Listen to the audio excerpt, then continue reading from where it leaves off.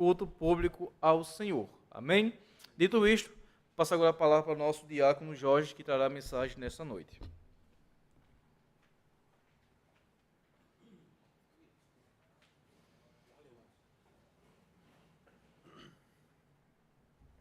Graças a Deus, irmãos. Boa noite a todos. Sejam bem-vindos, visitantes. E, irmãos, eu não sou muito de estar pedindo, mas hoje eu peço aos irmãos um pouco de paciência comigo e concentração da parte de vocês, que minha garganta tá mais pior do que o normal hoje. Tá pior do que o normal hoje. Mais pior foi o ó. Mais pior é mais pior. Então, hoje eu provavelmente vou cortar um pouco para tomar água. E, irmãos, voltando agora sim, hoje vamos dar prosseguimento à nossa série sobre escatologia. Nós estamos agora no terceiro episódio, estamos na terceira mensagem, e hoje vamos abordar a escatologia, a escatologia pós-milenista. Jorge, o que é escatologia pós-milenista? Eu vou falar durante a mensagem. E, só para contextualizar aqueles que não puderam vir antes, eu falei na primeira mensagem sobre o pré-milenismo dispensacionalista, que divide o período histórico em 7 dispensações, e o forte do dispensacionalismo é o arrebatamento antes da tribulação. Eles entendem que a partir do capítulo 4 do livro de Apocalipse, a igreja é arrebatada e que nós não passaremos pela tribulação. No segundo episódio, na segunda mensagem, eu trouxe a questão do pré-milenismo clássico, que entende que é a mais antiga escatologia, que vem dos pais primitivos. Eles acreditavam num reino terreno de Jesus, os pais da igreja primitiva, eles acreditavam que Jesus passaria um período de 1000 anos literais pregando, governando a terra, e assim,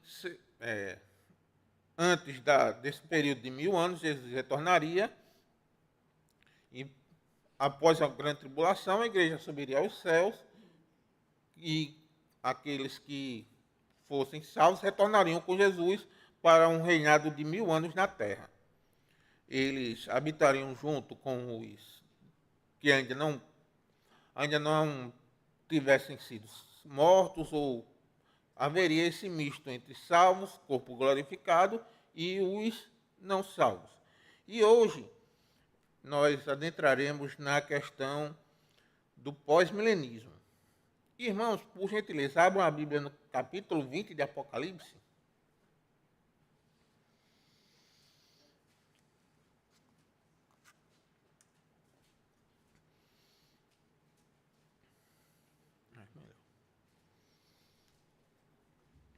Todos encontraram? Quem encontrou, diga amém. Quem não encontrou, diz escola bíblica. Amém? Então, diz assim os versos 2 e 3. Eu vou ler na Nova Atualizada. Ele segurou o dragão, a antiga serpente, que é o diabo, Satanás, e o prendeu por 1000 anos. Lançou-o no abismo, fechou-o e pôs selo sobre ele, para que não mais enganasse as nações, até que se completassem os 1000 anos. Depois disso, é necessário que ele seja solto por um pouco de tempo. Só até aí, irmãos. Primeiro, como é de costume, eu quero trazer as raízes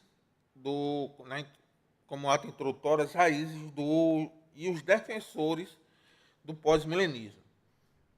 O pós-milenismo ele representa uma das 4 principais escolas escatológicas. Óbvio que existem outras mais modernas, mas As 4 principais são, como eu falei, o pré-milenismo dispensacionalista, o pré-milenismo clássico, o dispensacionalismo e o amilenismo. E dessas 4 interpretações, o pós-milenismo se distingue por uma visão mais otimista da perspectiva escatológica. Para eles, para os pós-milenistas, eu estou com a milenismo na cabeça porque eu estou preparando. Os pós-milenistas, eles entendem que esse reinado de Cristo, ele não será um período de 1000 anos literais. Eles entendem que esse reinado de 1000 anos é um período longo de tempo, assim como os amilenistas. Porém, a diferença é que eles entendem que a pregação do Evangelho influenciará a sociedade de um modo que haverá um grande período de paz sobre a terra, por causa da pregação do Evangelho, e à medida que as pessoas forem se convertendo, elas assim irão trazer paz, prosperidade, trazer o reino de Deus na terra.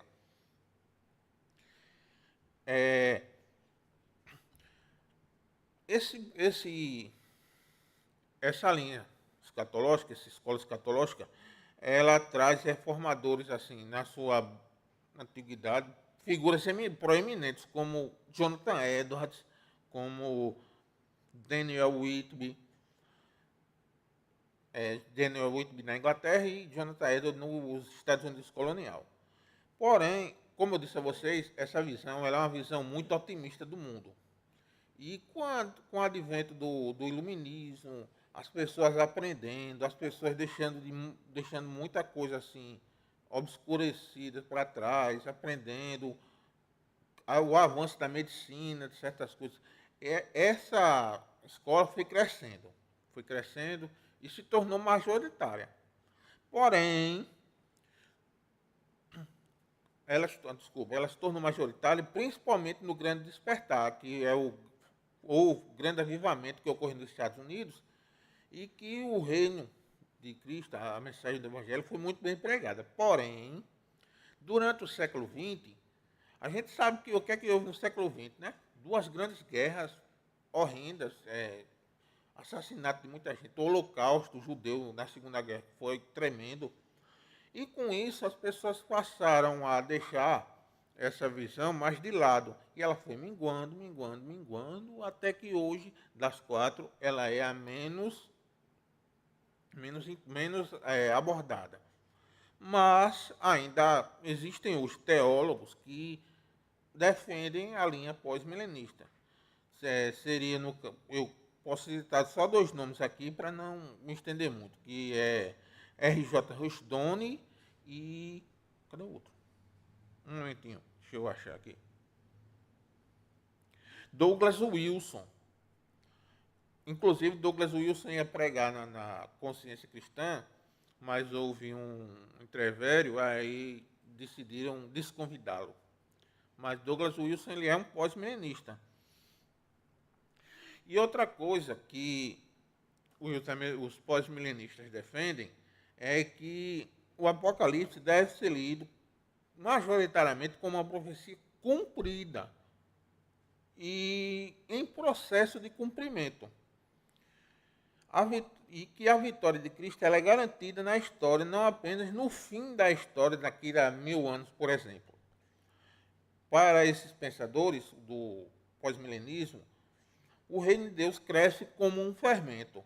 E aí, para reforçar isso, eles citam Mateus 13:33, que diz que Jesus lhe contou-lhes outra parábola. O reino dos céus é semelhante ao fermento de uma mulher, o fermento que uma mulher pegou e misturou com 3 medidas de farinha, até ficar tudo levedado. Apocalipse não é uma carta de desespero. Se você hoje chega na maioria dos crentes, principalmente pessoas não crentes, mas crentes, também há crentes hoje que entendem que o Apocalipse é uma carta de desespero por causa da propagação do termo Apocalipse sendo associado a tragédias. Mas, diferentemente disso, o pós-milenismo fundamenta a sua esperança na promessa bíblica de que o conhecimento do Senhor cobrirá a terra como as águas do mar. Então, irmãos, a proposição que eu queria trazer é que a vitória do reino ela é progressiva durante esse período, sob a visão milenista, óbvio. O primeiro ponto que eu quero trazer, que será dividido em três, minha mensagem, é que Cristo reina agora. E esse ponto trará a estrutura da vitória de Cristo em Apocalipse. O livro de Apocalipse, deixa eu tomar água. O livro de Apocalipse, sob a perspectiva pós-milenista, deve ser compreendido primariamente como uma obra de literatura apocalíptica. Como assim? O livro, ele é rico, ele é cheio de símbolos e metáforas. Ele utiliza basicamente símbolos e metáforas para explicar verdades terrenas. Não propriamente dito, um exemplo da besta que emerge do mar com 10 chifres. Então, o apóstolo João, aí, ele está usando de um símbolo para trazer uma realidade presente, uma realidade que surgirá na ótica dessa visão. Óbvio que em outras visões, os símbolos, tudo que é citado em Apocalipse tem outras interpretações. E essas realidades espirituais podem ser tanto contemporâneas a João, óbvio, quanto futuras. O livro de Apocalipse não apresenta um Cristo que virá reinar daqui a algum tempo, mas um Cristo que já reina. No capítulo 1, se vocês puderem ler em casa depois, João declara que Jesus é o príncipe dos reis da terra, está no versículo 5 do capítulo 1, demonstrando que o senhorio é presente, não apenas um senhorio futuro. A visão dos tronos no capítulo 4 e 5, como eu disse, ele utiliza de fatos para realizar, ele utiliza de símbolos para trazer fatos, verdades espirituais. E essa visão do trono, nos capítulos 4 e 5, confirma que o Cordeiro já foi entronizado e que ele é digno de abrir o livro da história, é aquele livro que é selado por dentro e por fora com 7 selos. Os 7 trazem a ideia de que ele está totalmente selado, ou seja, que é algo que está plenamente, completamente selado, e que apenas o Cordeiro, como a gente vê no capítulo 5, ele é digno de abrir os 7 selos, porque ele foi vitorioso. Como ele é o vitorioso, ele é o único digno de abrir esses 7 selos. Para os pós-milenistas, isso significa que o reino de Deus está sendo expandido na terra de forma progressiva pela proclamação do Evangelho. A abertura dos 7 selos e das trombetas, elas não são previsões destrutivas, não são previsões apocalípticas no sentido que o mundo toma essa palavra hoje, mas são símbolos do juízo histórico que aconteceram principalmente sobre Jerusalém no ano 70. Caso os irmãos não lembrem, o ano 70 é a destruição final do templo de Jerusalém pelo... ele não era imperador na época, mas vou chamar o capitão, general Tito Flávio, que posteriormente ele tornou-se imperador de Roma.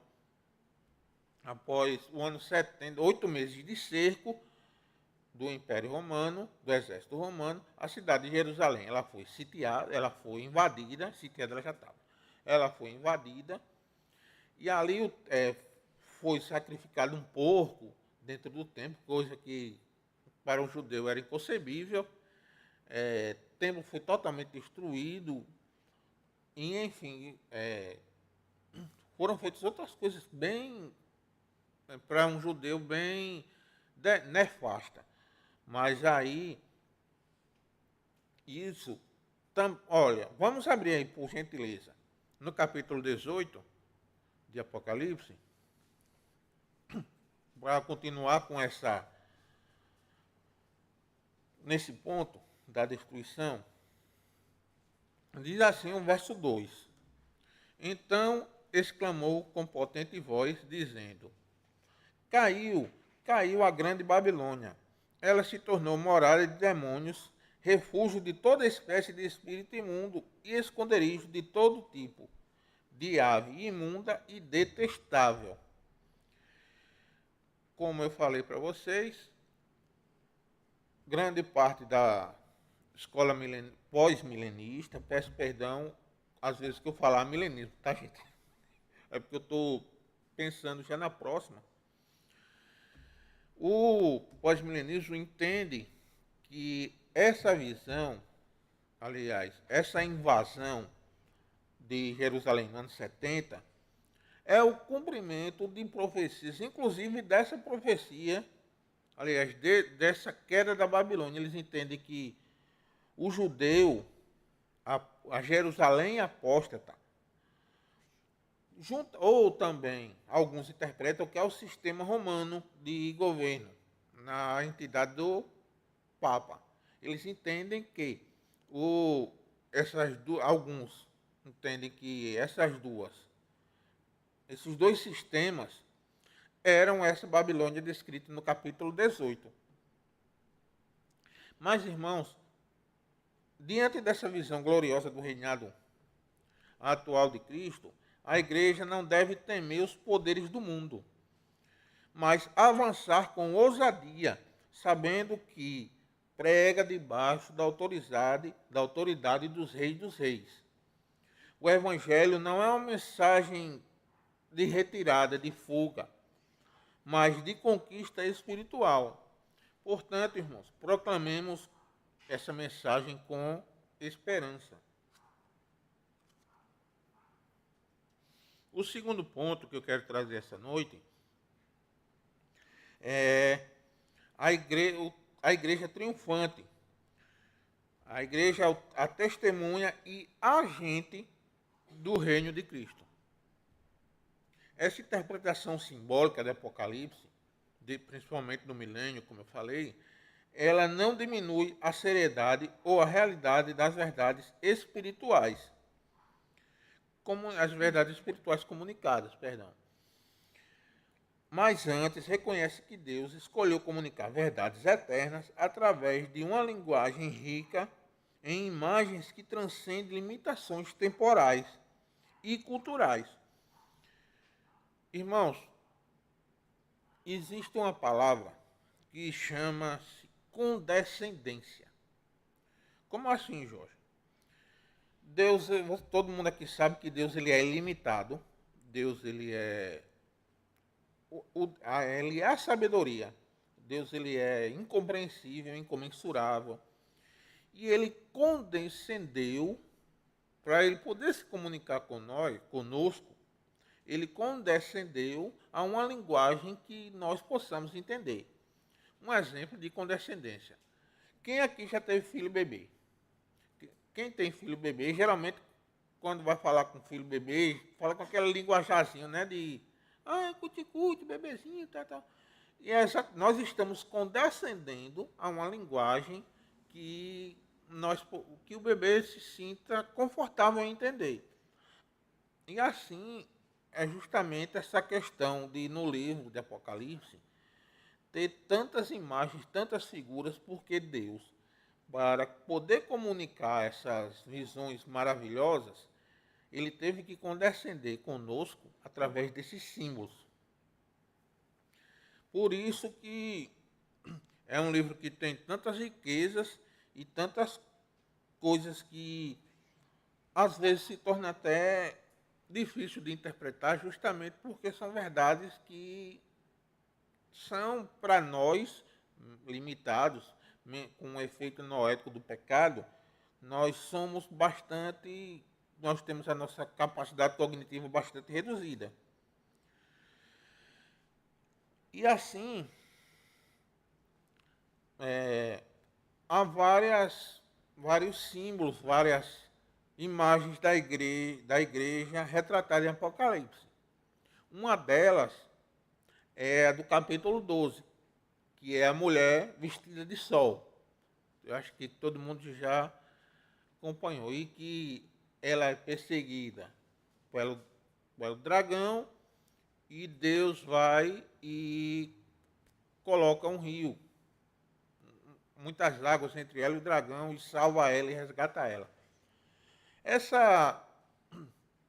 Esse símbolo, essa mulher, ela é retratada, entendida pelos pós-milenistas, como a igreja tanto do Antigo Testamento, porque ela está envolta em 12 estrelas, simbolizando os 12 patriarcas, como também a igreja do Novo Testamento, e que mesmo perseguida, ela é sustentada pela providência divina. O pós-milenismo interpreta essas imagens como o testemunho da igreja ao longo da história, enfrentando a oposição, mas nunca sendo vencida, porque Deus ele provém a salvação, ele provém o mantimento. E assim, como todos sabem aqui, a igreja ela enfrentou diversas perseguições. Por exemplo, no surgimento da igreja, a igreja era perseguida pelo Império Romano. Com o tempo, ela passou a ser perseguida por pensamentos como o comunismo, o socialismo, ou ser atacada mesmo de dentro para fora. Como, por exemplo, hoje temos muito crente hoje acreditando na teoria da evolução, por exemplo, a teoria darwinista. Mas o Senhor ele sustenta a sua igreja como um rei. Não um rei distante, mas um rei presente. Um rei que tem os reinos da terra na sua mão. E aí, para reforçar isso, para vocês entenderem como é, eu gostaria que vocês abrissem agora o livro, no capítulo 11 do livro de Apocalipse.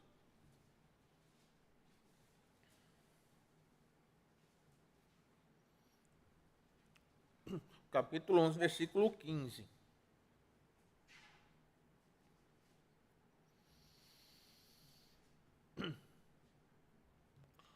Apocalipse 11, 15 diz o seguinte: o sétimo anjo tocou a trombeta, e houve no céu vozes fortes dizendo: o reino do mundo se tornou do nosso Senhor e de seu Cristo, e ele reinará para todo o sempre.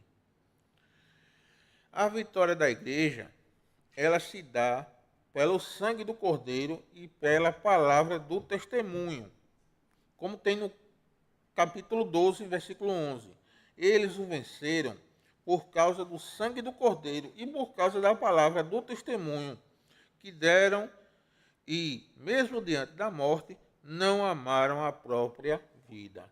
A gente sabe que ainda hoje, no pleno século XXI, tem muita gente, muito crente morrendo por causa do testemunho da palavra de Cristo.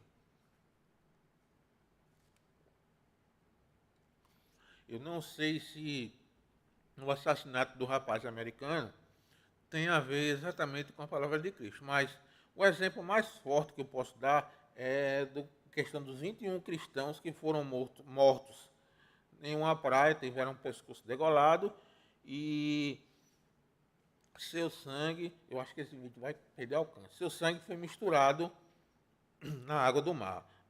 Acho que foi em 2014 ou 2015, não sei se os irmãos lembram. Mas aí, lembremos que a nossa vitória não se dá por nossa força, ela se dá única e exclusivamente pelo poder do sangue de Jesus. E isso significa que o reino de Deus cresce por meio da fidelidade dos santos em viver e proclamar a verdade. Um outro ponto que os pós-milenistas entendem é que os 144 mil que está em Apocalipse 7 e em Apocalipse 14 representam a totalidade do povo de Deus, selado e guardado, o que, para os pós-milenistas, reforça a ideia da perseverança da igreja na história até alcançar sua plenitude. Temos descrição das 12 mil, os 144 mil são 12 mil de cada tribo, mas na visão, na ótica pós-milenista, isso não quer dizer que sejam 144 mil pessoas. Quer dizer que é uma multidão de pessoas que serão alcançadas pela palavra de Deus. A igreja deve viver com a consciência de seu papel transformador, em vez de esperar uma retirada do mundo. Somos chamados a ser sal e luz, agentes de reconciliação de todas as coisas em Cristo. A esperança do pós-milenismo nos move a trabalhar por justiça, paz e santidade hoje. Ou seja, a mensagem pós-milenista não é uma mensagem de que, eita, vai vir a tribulação, vamos ser arrebatados. Nos move a estar proclamando a palavra de Deus, a sermos agentes da palavra, a sermos agentes do reino, proclamando a mensagem e sendo transformadores de uma geração que cada vez mais carece da palavra de Deus. O último ponto que eu quero trazer é a consumação gloriosa, o reino cheio e a nova criação. Apocalipse tem seu auge com a gloriosa visão da Nova Jerusalém, símbolo da plenitude do reino de Deus entre os homens. Para o pós-milenismo, essa consumação não vem com o escape do mundo, mas com a renovação do próprio mundo, já previamente conquistado pelo Cordeiro ao longo da história.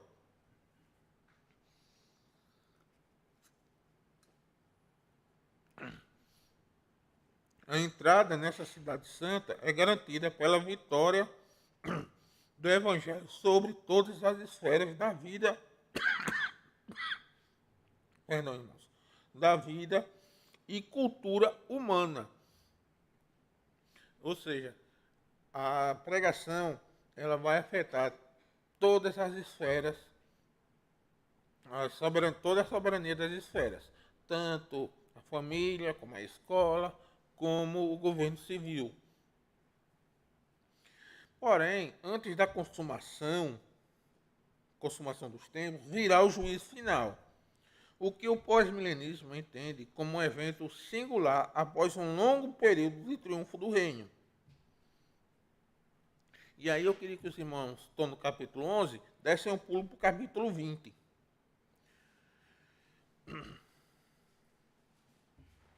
Capítulo 20 do livro de Apocalipse. No seu versículo 4, ele vai dizer o seguinte: vi também tronos, e nestes sentaram-se aqueles dos quais foi dada autoridade para julgar. Vi ainda as almas dos que foram decapitados por terem dado testemunho de Jesus e proclamado a palavra de Deus. Estes são os que não adoraram a besta, nem a sua imagem, e não receberam a sua marca na testa e na mão, e viveram e reinaram com Cristo durante os 1000 anos. O milênio é visto, na visão pós-milenista, como o tempo atual entre a primeira e a segunda vinda de Cristo, em que Satanás está limitado e o evangelho avança. A vitória não será repentina e cataclísmica,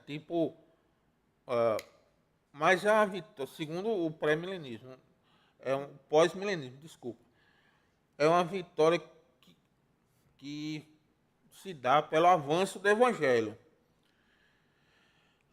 O avanço do evangelho ao longo do tempo, por meio da ação de Cristo na sua igreja. Irmãos, nós vivemos como cidadãos da Nova Jerusalém. Mesmo enquanto ainda caminhamos em um mundo tenebroso, tenhamos uma visão celestial da nossa missão. Trabalhemos com fervor, sabendo que o reino que servimos não pode ser abalado. Nós somos agentes do reino e nós também somos servos de Cristo. Nós temos que ser ativos, nós não temos que ser passivos num reino que carece de tantos trabalhadores, como o próprio Cristo vai dizer que a seara é grande, porém esses trabalhadores são poucos. Então, numa seara que carece de trabalhadores, quanto mais você notar que, quanto mais o tempo passa, mais você nota que o seu interior ele quer agir no reino de Deus. Não é só uma questão de, eu sou crente e vou ficar ali no meu banco quietinho. Mas com o tempo você se sente impulsionado a não ficar parado. A conclusão que eu quero trazer com isso é que o pós-milenismo oferece à igreja uma visão de esperança engajada.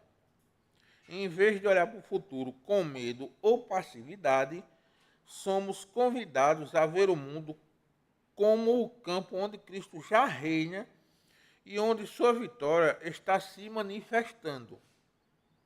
Como eu falei antes, é uma vitória gradual do reino. A vitória de Cristo já foi conquistada, mas o seu reino vai avançando à medida que o evangelho é proclamado. O livro de Apocalipse, sendo lido sob essa ótica, não é um código obscuro de destruição, mas uma carta pastoral de encorajamento, mostrando que o Cordeiro venceu e que venceremos com ele. O contexto do livro de Apocalipse é o seguinte: ele foi escrito provavelmente no ano 90, de 90 a 96, eu não recordo agora, onde a igreja sofria uma perseguição ferrenha do imperador Domiciano, se não me falha a memória. E um dos motivos de João escrever essa carta, esse livro, além de revelar as coisas que Jesus mostrou a ele que são e que hão de acontecer, era para trazer acalento ao coração daqueles perseguidos. Que no final do livro, ele traz uma declaração de que Cristo vencerá, independente das perseguições. Eu não lembro agora quem disse a seguinte frase: eu li a última página da Bíblia e vi que tudo dará certo. Para concluir, irmãos, essa esperança nos convoca a viver de modo coerente com o reino que pregamos. Devemos resistir à tentação da fuga cultural ou espiritual, nos engajando nas esferas da sociedade como embaixadores de Cristo. O Senhor reina e isso deve se refletir em nossa adoração, ética, evangelismo e esperança escatológica. Por fim, que cada membro da igreja reconheça a chamada para ser instrumento da vitória de Cristo. Que os nossos corações ecoem diariamente não apenas a esperança, não apenas como aqueles que esperam no Senhor, mas que também sejamos aqueles que apressam a sua vinda com vidas santas, testemunho fiel e trabalho dirigente no reino da igreja. Que nós possamos esperar ou ser a gente sempre com o coração alegre. E aí, para encerrar, eu queria que os irmãos, para encerrar com a palavra, eu queria que os irmãos se abrissem no capítulo 22 do livro de Apocalipse. Ecoando como deve ser o nosso coração, como nosso coração deve estar sempre esperando a palavra, sempre esperando a vinda do nosso Senhor. Diz assim o capítulo 22, versículo 17. O Espírito e a noiva, lembrem quem é a noiva. O Espírito e a noiva dizem, vem. Aquele que ouve, diga, vem. Aquele que tem sede, venha. E quem quiser, receba de graça a água da vida. Então, irmãos, glória a Deus por essa mensagem que Apocalipse nos tem. Deus nos presenteou. E que nossa oração seja, vem noivo, vem aquele que tem, vem Senhor Jesus, Maranata. Vamos encerrar. Ó Deus amado, te louvamos e te engrandecemos, Senhor. Tem misericórdia de nós e nos sustém, Pai. Obrigado por essa mensagem que tu nos trouxesse, Pai. Porque não trouxe essa mensagem de mim, Senhor, mas a minha intenção é glorificar teu nome, Pai. Ó Deus amado, que essa igreja possa reconhecer que o reino de Cristo é um reino glorioso e que nós sejamos agentes ativos desse reino para a tua honra e para a tua glória. Amém, Senhor. Vamos dividir para orar, irmãos? Em nome de Jesus.